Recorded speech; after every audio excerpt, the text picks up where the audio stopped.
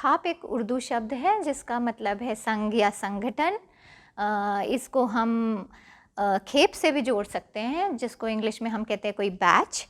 और ये एक शाखा की तरह भी देखा गया है, जिसको हम बोल सकते हैं एक ब्रांच की तरह। इसको इसलिए ऐसा कहा गया है क्योंकि ये ज़्यादातर क्षेत्रवादी गोत्रवादी संगठन होते हैं। माने कि किसी एक गोत्र जो मेजॉरिटी गोत्र है या बहुसंख्यीय गोत्र है, उसके आसपास एक खाप का निर्माण हो सकता है, या फिर ये किसी एक पर्टिकुलर टेरिटरी जोग्राफिकल यूनिट में रहने वाले जो भी कास्ट हैं वो मिलकर इसको बनाती हैं। ये एक तरीके का एक फिनोमिना है। इसको D.R. चौधरी ने एक परिघटना की संज्ञा दी है। तो एक मेटा कंसेप्ट है, कई सारे इवेंट्स को समझने का एक तरीका है जिसमें काफ़ी पंचायतें मिलकर एकदम से जुड़ जाती हैं, एक इनफॉर्मल वे में जुड़ जाती हैं, अनौपचारिक तरीके से जुड़ी हुई होती हैं।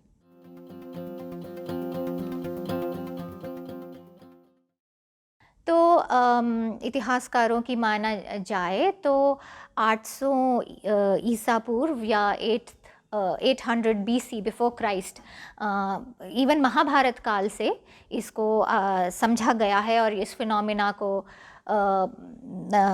देखा गया है और इन संगठनों को जुड़ते हुए और कार्यरत देखा गया है। इनकी एक्टिविटीज़ इस तरीके की थी कि मोहम्मद गौरी के समय भी खाप पंचायतें मिली, और उसके बाद ये जब खिलजी अलाउद्दीन खिलजी ने इन्वेड किया इंडिया को, उस वक्त भी सर्व खाप का मिलना हुआ।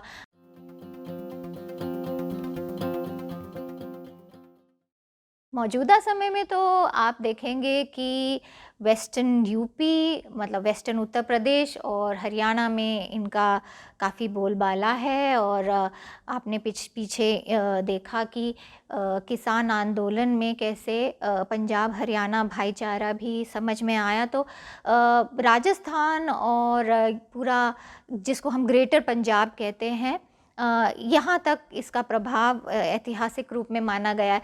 यूं भी माना गया है कि ये जो प्रदेश है, यहीं पे दो बहुत इम्पॉर्टेंट सिविलाइजेशंस का उद्गम हुआ था, हड़प्पा और आर्यन सिविलाइजेशन। दोनों इसी प्रदेश या प्रांत की देन है।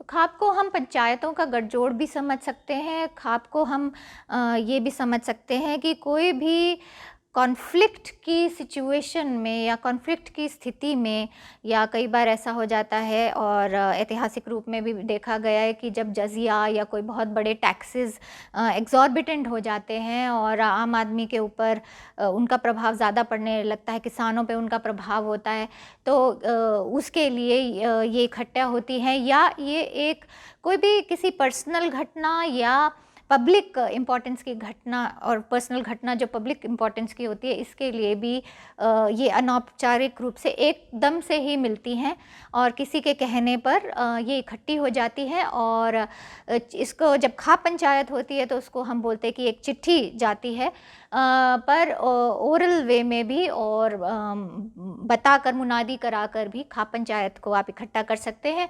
इसका जो नेतृत्व है वो कोई भी समझदार इंसान कर सकता है, ज़्यादातर स्वयंभू होता है, पर ऐसा भी देखा गया है कि कुछ घरों में इसकी लेगेसी या लीनियज होती है और उनके दादा परदादा से भी आप खाप के प्रधान हो सकते हैं। जैसे कि आपको पता है कि महेंद्र सिंह टिकैत जी के फिर हमारे राकेश टिकैत और नरेश टिकैत हैं, या फिर हमारे सोरम खाप के चौधरी कबूल सिंह जी के बाद जो उनके वंशज हैं, इन्होंने इसका काफ़ी अच्छे से नेतृत्व किया।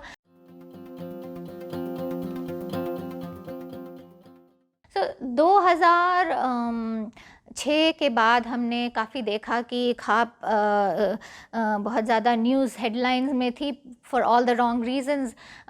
गलत कुछ नीतियाँ थी जो समय के हिसाब से नहीं थी, पर और प्रासंगिक उसमें संदर्भ में प्रैक्टिकल जहाँ इम्प्लीमेंटेशन की बात होती है कि तो समाज आगे बढ़ गया था और ऐसा लग रहा था कि खाप पिछड़ी है। पर एल्डर्स ने मिलकर और हर चीज़ पर गौर किया और आपको ये समझ में आया होगा कि पुराने कई भाईचारे जो हैं जिनकी वजह से कई नए मैरिटल रिलेशनशिप्स नहीं बन पा रहे थे, उनको अलाउ किया गया। कन्या भ्रूण हत्या के अगेंस्ट इन खापों ने मुहिम छेड़ी और शादी में दिखावा, फिजूल खर्च, इसके अगेंस्ट मुहिम छेड़ी। 2010 में एक पंचायत हुई कुरुक्षेत्र में जिसमें महिला विंग की भी स्थापना की गई, खाप पंचायत के महिला विंग की। हालांकि ये भी अभी टिटुलर तौर पे है और इनका योगदान इतना गहन नहीं है, फिर भी आप ये देखें कि जैसे पीछे किसान आंदोलन हुआ तो इसमें खाप पंचायतों ने इसको और ज़्यादा सबल आंदोलन बनाया। और अभी जो हमारे स्पोर्ट्स के खिलाड़ी अभी धरना दे रहे हैं तो इनको भी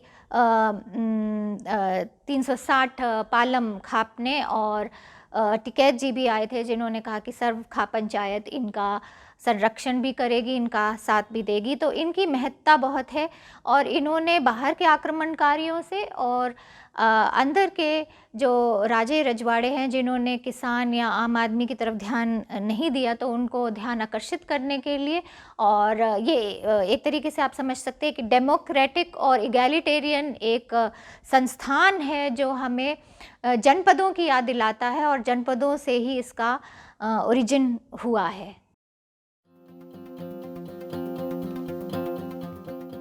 आजकल ये धारणा बन गई है कि शायद सर्व खाप का लेना देना हरियाणा के सिर्फ जाट समुदाय से है, पर 14वीं शताब्दी में जैसे एक शायद मैंने इसका पहले भी मेंशन किया होगा इसको कि अलाउद्दीन खिलजी के खिलाफ हर तबके से लोग जुड़े थे, जिसमें ब्राह्मण भी थे और एससी भी थे, और इसकी अगुवाई जो की थी वो एक राजपूत, एक गुजर और एक जाट नेता ने की थी।